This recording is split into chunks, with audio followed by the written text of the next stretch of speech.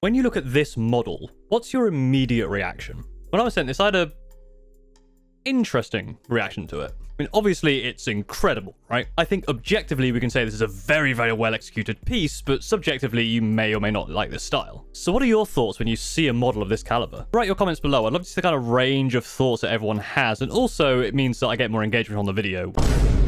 I imagine there is a range of both positive and negative thoughts. A lot of, wow, this is really cool. I wish I could paint like that. And also, wow, this is so cool. I'll never be able to paint like that. My immediate reaction, which isn't a reaction I've ever really had before, was, wow, that's so cool. But I don't need to be able to paint that good. I felt like the quality of this model was so just far beyond anything I could possibly do, but also far beyond anything I'd ever want to do.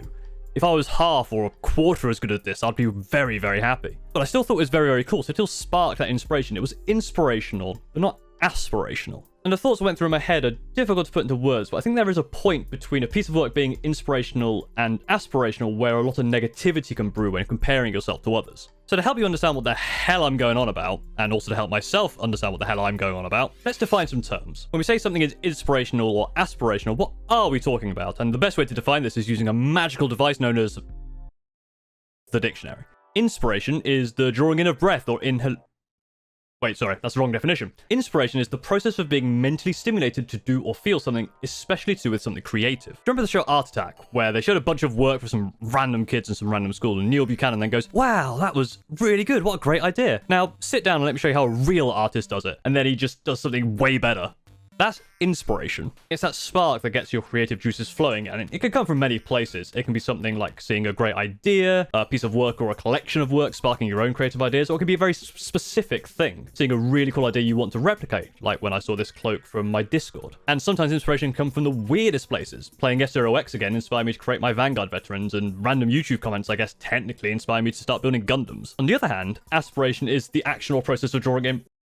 God damn it, how did these both mean the same? Aspiration is a hope or ambition of achieving something. Unlike inspiration, which is a spark that gets things going, aspiration is the goal. Something that is aspiring is something that you hope to achieve. If we found in the same place as an inspiration, again, for example, that cloak is both an aspiration, something I want to achieve, and inspiration. It sparks me to want to start doing it. A piece of advice that is brought up a lot is that you shouldn't compare yourself to others. This is very true. Comparing your work to others is very likely to lead to you getting demotivated. But like a lot of advice of this nature, saying it is a lot harder than actually doing it. You know, the easiest way to not compare yourself to others? Never look at anyone else's work.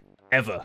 Can't compare if you have nothing to compare to. But looking at other people's stuff is how we improve as well, how we get inspired and how we find goals, how we find our aspirations. Even just looking up a tutorial on something gives you something to compare yourself to, and it's only natural that you do. When people say you shouldn't compare yourself to others, they're not wrong. But I think something that isn't discussed is that not comparing yourself to others is very, very difficult because we do it subconsciously all the time. When we look at other people's creative work, we don't always feel demotivated. That's why I think there's this very particular point that causes this negativity. This point will be different for everyone, and it's at any skill level and any vocation, any creative thing that you can think of. But it's pieces of work that you look at that don't quite inspire you, don't fire that spark, but you also feel it out of your reach. They're not aspirational either. So it's something you see where you think it's good and it's also beyond your ability, and you just kind of get demotivated because you haven't got any inspiration from it and you've just seen something you don't think you can achieve. And that point where that is, depending on what you're looking at, is very difficult to define, and everyone will be different, and it'll be different all the time for you personally based on loads of other factors, like even just your mood. So going back to that initial image I showed, that piece is so far beyond what I consider my skill level, and even so far beyond what I'd even want to be able to achieve. That spark of inspiration it generated wasn't then countered by the feeling of an inadequacy, which is why despite comparing myself to this work, I didn't get demotivated.